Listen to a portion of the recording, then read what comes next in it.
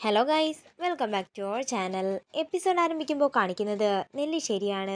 അവന്തികയെ ചേർത്ത് പിടിച്ച് ആശ്വസിപ്പിക്കുന്ന നന്ദനെയാണ് കാണിക്കുന്നത്. അതേസമയം അർച്ചനയെ ദേഷ്യത്തോടെ നോക്കുകയാണ് അവന്തിക. പിന്നീട് കാണിക്കുന്നത് അവന്തിക വന്ന വിവരം മീര ചെന്ന് ആതിരയോട് പറയുന്നതാണ്. ഇത് കേൾക്കുന്ന ആതിര പറയുകയാണ്, അവര് എന്നെയാണ് തള്ളിയിടാൻ നോക്കിയത്, പക്ഷേ അവര് വീണെന്ന് മാത്രം. അവരെ നമുക്ക് വിശ്വസിക്കാൻ സാധിക്കില്ല. അവര് അവരുടെ വിജയത്തിനു വേണ്ടി എന്തും ചെയ്യും. അതുകൊണ്ട് ഏട്ടത്തി, നമുക്ക് നമ്മുടെ വീട്ടിലേക്ക് പോകാം. ഇത് കേൾക്കുന്ന മീര പറയുകയാണ്, 7ാം മാസത്തില് നിന്നെ കൂട്ടിക്കൊണ്ടു പോകേണ്ടതാ. പക്ഷേ സേതുവങ്കള് ഇവിടെ നിൽക്കാനല്ലേ നിന്നോട് പറഞ്ഞത്. നമ്മൾ അതിന് സമ്മതിക്കുകയും ചെയ്തു. ഇപ്പൊ നമ്മള് പോകാൻ ഇറങ്ങാൻ നേരം എന്താ കാരണമെന്ന് പറയും. അത് മാത്രമല്ല, സന്ദീപ് ഇതിന് സമ്മതിക്കുമോ എന്നും മീര ചോദിക്കുമ്പോ അങ്ങോട്ടേക്ക് വരുന്ന സന്ദീപ് പറയുകയാണ്, എനിക്ക് സമ്മതം തന്നെയാ. എന്റെ ഭാര്യയ്ക്ക് എവിടെയാണോ കംഫർട്ടബിൾ ആയിട്ട് തോന്നുന്നത് അവിടെ നിൽക്കാം. ഞാനതിന് ഒരെതിരും പറയില്ലെന്ന് സന്ദീപ് പറയുമ്പോൾ ആതിരയ്ക്കും മീരയ്ക്കും സന്തോഷമാകുന്നു. തുടർന്ന് താഴേക്കിറങ്ങുന്ന സന്ദീപ് അർച്ചനയെ കാണുമ്പോൾ വൃന്ദാവനം വീട്ടിലേക്ക് ആതിരയ്ക്ക് പോകണമെന്ന് പറയുന്നുണ്ടെന്ന് പറയുന്നു. ഇത് കേൾക്കുന്ന അർച്ചന മുകളിലേക്ക് ചെന്ന് ആതിരയോട് ചോദിക്കുകയാണ്, അവന്തികേട്ടത്തിയോടുള്ള പേടി കാരണമല്ലേ നീ ഇപ്പോ വീട്ടിലേക്ക് പോകണമെന്ന് പറയുന്നു. ഇപ്പൊ നീ ഓടി ഒളിച്ചാലേ എപ്പോഴും നിനക്ക് അതിന് മാത്രമേ സമയം കാണൂ. നീ ഒരു കുഞ്ഞിനെ പ്രസവിച്ചു കഴിഞ്ഞാലും ആ കുഞ്ഞിനെ കൊണ്ട് നീ ഇങ്ങോട്ടേക്ക് തന്നെയല്ലേ വരേണ്ടത്. അപ്പൊ നീ എന്തു ചെയ്യുമെന്ന് അർച്ചന ചോദിക്കുമ്പോൾ ഒന്നും മിണ്ടാതെ നിൽക്കുകയാണ് ആതിര. പിന്നെ ഞാൻ എന്ത് ചെയ്യണമെന്നാ ചേച്ചി പറയുന്നതെന്ന് ആതിര ചോദിക്കുമ്പോൾ അർച്ചന പറയുകയാണ്, നീ എവിടേക്കും പോകുന്നില്ല. ഈ വീട്ടിൽ തന്നെ നിന്ന് നീ പ്രസവിക്കും. നിന്നെ നോക്കാനേ നിന്റെ ചേച്ചി ഉണ്ടാകുമെന്ന് പറഞ്ഞ് ആതിരയെ ആശ്വസിപ്പിക്കുകയാണ് അർച്ചന. നേരം രാത്രിയാകുന്നു.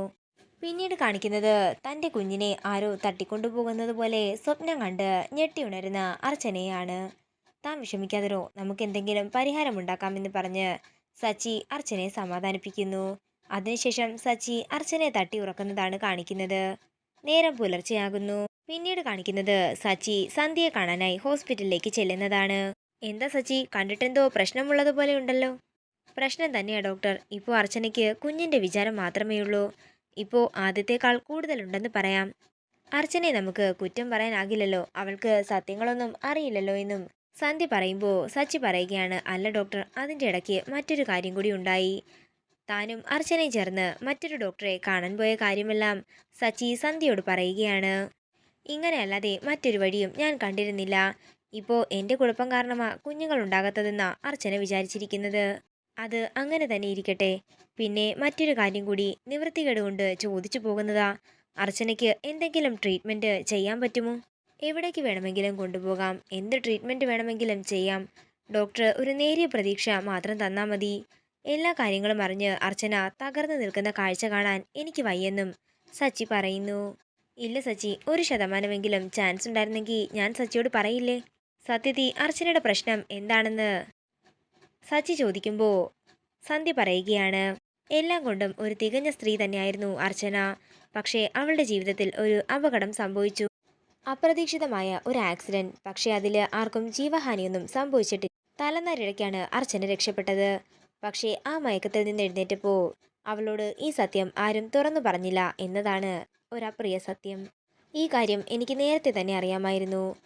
കൂടാതെ അർച്ചനയുടെ അച്ഛനും അമ്മയ്ക്കും അറിയാം. അവർ തന്നെയാ പറഞ്ഞത് അർച്ചനയോട് പറയരുതെന്ന്. പക്ഷേ ഇത് മറച്ചു വെച്ചല്ല അവർ വിവാഹം നടത്തിയത്. അർച്ചന ഒരിക്കലും ഗർഭിണിയാകില്ലെന്ന് ഒരാൾക്ക് കൂടി അറിയാമായിരുന്നു. സച്ചിയുടെ ഏട്ടത്തി അവന്തികയ്ക്ക്. ഇത് കേൾക്കുന്ന സച്ചി ഞെട്ടലോടെ നിൽക്കുകയാണ്. നിങ്ങളുടെ വിവാഹത്തിന് മുമ്പ് സത്യങ്ങളെല്ലാം എല്ലാവരോടും പറയാമെന്ന് മാഷും കമലേട്ടത്തിയും പറഞ്ഞതാണെങ്കിലും അവന്തിക അതിന് സമ്മതിച്ചില്ല. വിവാഹത്തിന് ശേഷം അവന്തിക തന്നെ സച്ചിയോട് സത്യങ്ങളെല്ലാം പറഞ്ഞോളാമെന്നും സച്ചിയെ മനസ്സിലാക്കിച്ചോളാമെന്നും എന്നൊക്കെയാ അവന്തിക അന്ന് പറഞ്ഞത്. അല്ലാതെ മാഷും കമലേട്ടത്തിയും സച്ചിയോട് ഒരു ദ്രോഹവും ചെയ്തിട്ടില്ലെന്നൊക്കെ സന്ധ്യ പറയുമ്പോൾ അവന്തികയുടെ ചതിയെക്കുറിച്ചോർത്ത് ഞെട്ടലോടെ നിൽക്കുകയാണ് സച്ചി. ഇതോടുകൂടി ഇന്നത്തെ എപ്പിസോഡ് ഇവിടെ തീരുകയാണ്. വീഡിയോ ഇഷ്ടമായെങ്കിൽ മറക്കാതെ ലൈക്ക് ചെയ്യുക, ഷെയർ ചെയ്യുക, കമൻറ്റ് ചെയ്യുക. കൂടുതൽ സീരിയൽ അപ്ഡേറ്റ്സിനായി മറക്കാതെ സബ്സ്ക്രൈബ് ചെയ്യുക.